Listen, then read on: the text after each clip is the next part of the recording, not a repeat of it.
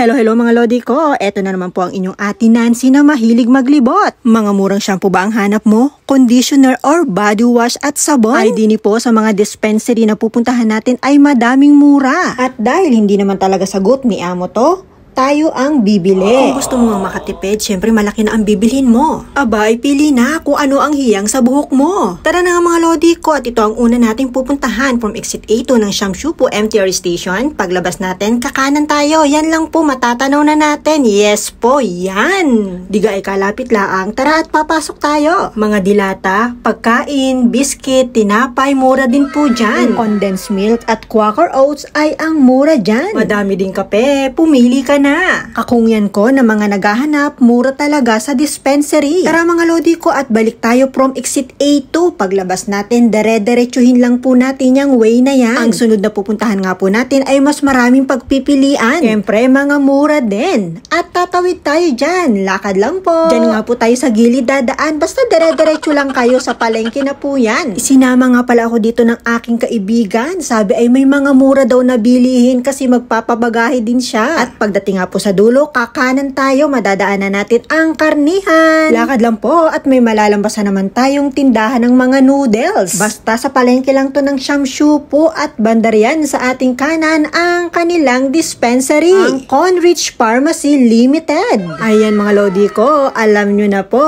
Mura talaga, promise. Yung ganyang klase ng sabon na malaki, 10 Hong Kong dollars lang. Dove na deodorant, 20 Hong Kong dollars. Yung oatmeal, 14.5 Hong Kong dollars. Mga shampoo na 25 Hong Kong dollars lang. Pumili na po kayo mga lodi ko.